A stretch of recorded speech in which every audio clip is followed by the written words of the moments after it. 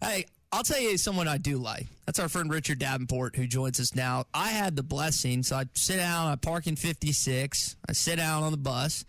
Who walks in? RD. Yeah. RD, what's going on this morning, man?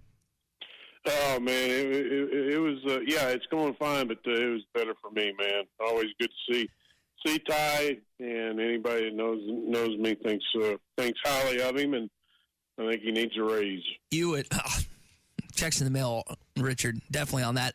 You would think that the Pope walked into this bus, Tommy, because as soon as he walked in, he sit down.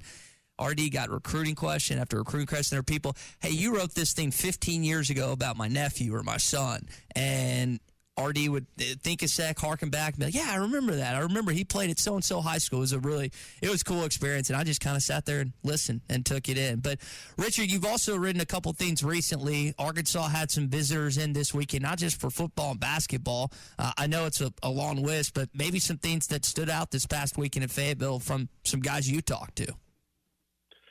Well, I think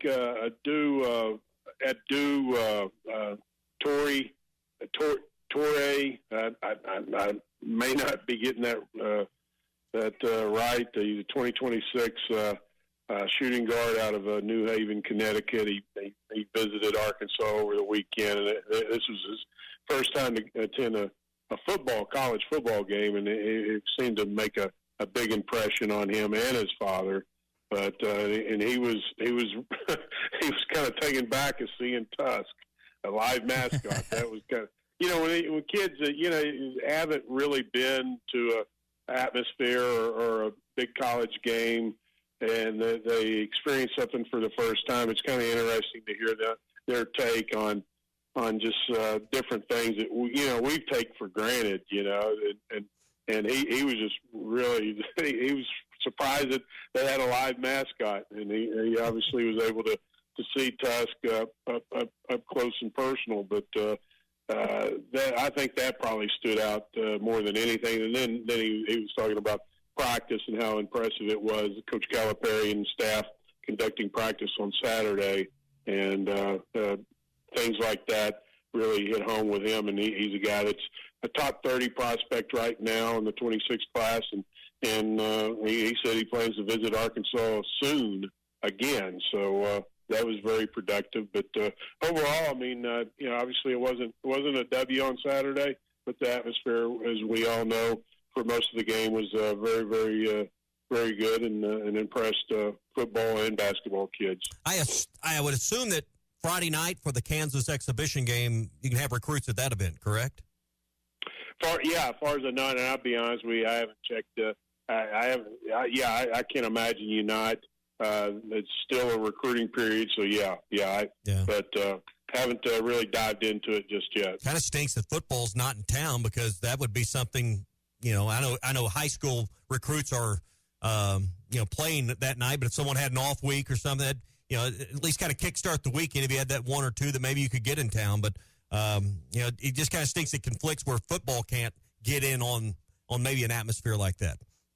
Yeah, that's true. That would be something to try to attend, even though usually when kids come in on a Friday for a visit, say an official visit, they usually go out for dinner about that time. But I imagine that football would make an accommodation to maybe eat a little bit before, and maybe get there at halftime or something like that, and experience some of the atmosphere. Yeah, absolutely. I think that's going to be really. I'll be interested to see, because you got high school football going on Friday night. Apparently, the tickets are in pretty good demand. I know it's an exhibition game, and we all know what happened with Purdue in the exhibition game last year, and you won and didn't set up for a great season. But I'll be interested to see for the first time, even though it's not an official game, kind of the Calipari operation roll out in front of the whole state. No, I'm with you, Tommy. I mean, you can say it's an exhibition game, but that, like you said, that Purdue game, that was a real game to the guys on the court and the fans in the seats. I mean, it may not count, but it's going to be pretty intense, and it's going to be a great atmosphere. And play. I don't care if it's exhibition or what. You want to win. Well, if you're a player. I mean, if you're a competitor, you want to win that, especially when it's two teams like Arkansas and Kansas going against one another. Is there a better measuring stick about where you would be heading into November than having an exhibition against Kansas? It's probably a better deal for Arkansas than it is for Kansas. Yeah, because I tend to think that they know what they have coming in versus Arkansas, especially most of these guys haven't played together in a game. I mean, scrimmages, stuff like that, yeah, but in a real game, no. So it's going to be interesting. It's just like last year with Coach Muss's roster that was almost a complete turnover. Initially, it looked like the chemistry was good, and it was going to be a promising season. Obviously, that didn't work out that way. What do they look like on Friday and going forward? That's the big question right now. Richard Davenport with us here on the Morning Rush, Whole Hog Sports, Arkansas Democrat-Gazette. One of the things we were talking about in the last hour, Richard, was Arkansas and their lack of success last 10 or 15 years in Starkville. It's partly because Mississippi State has had some better teams, but why do you think the Razorbacks have struggled on the road in that stadium compared to maybe when they weren't in that situation? Man, I don't know. It's kind of like, I was thinking just the other day, Arkansas's won 4 straight against Tennessee. Yeah.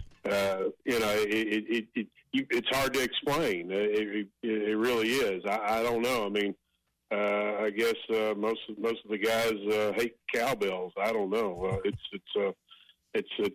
kind of puzzling. I don't have an answer for that, but obviously this is a very important game that they got to pull out.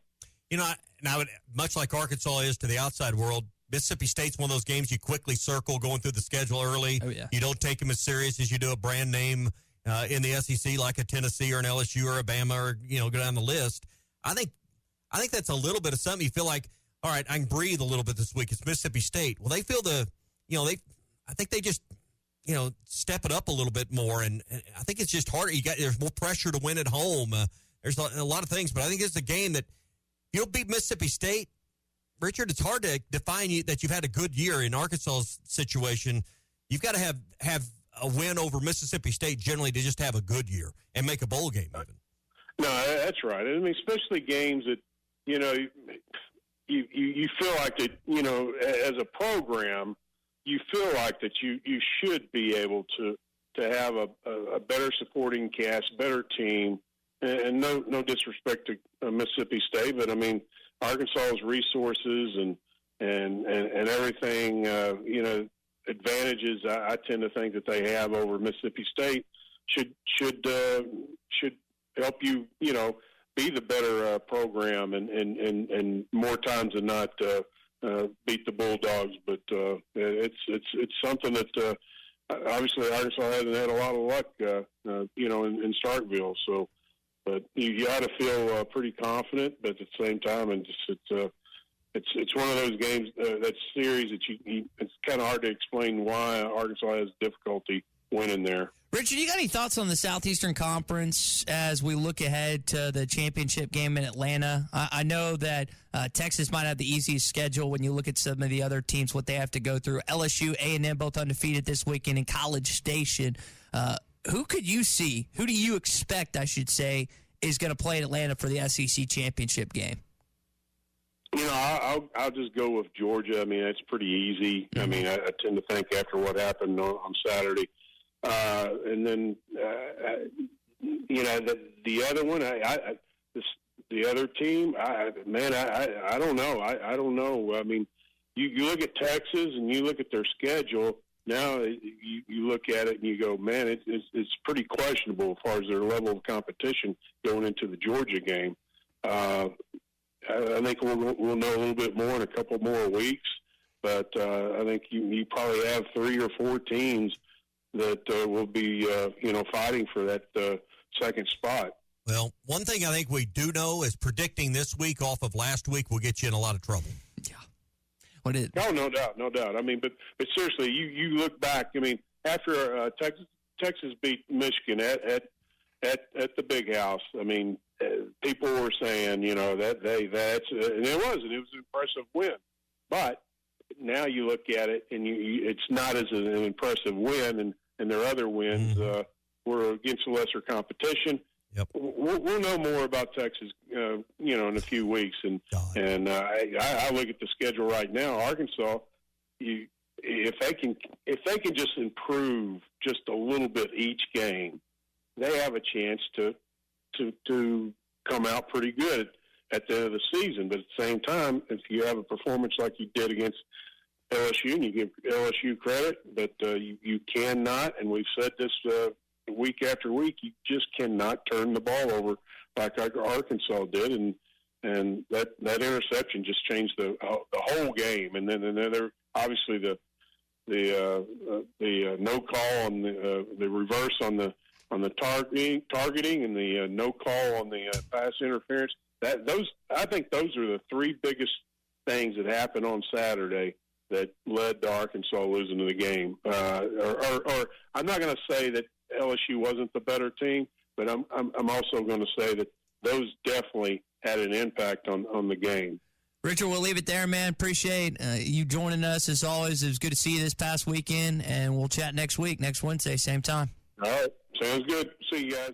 Basketball fans, it's that time of year again. The NBA is back. From opening tip-off to buzzer beaters, BetOnline has you covered with the best odds, biggest promotions, and live in-game betting on all of your favorite teams. This season, every game matters. BetOnline has every stat, matchup, breakdown, and live odds to bet on during the games. And it's not just the NBA. BetOnline has odds on everything from football, MLB playoffs, NHL, to even political props. Head to the website today to get in on the action with America's most trusted site for online wagering. BetOnline, the game starts here.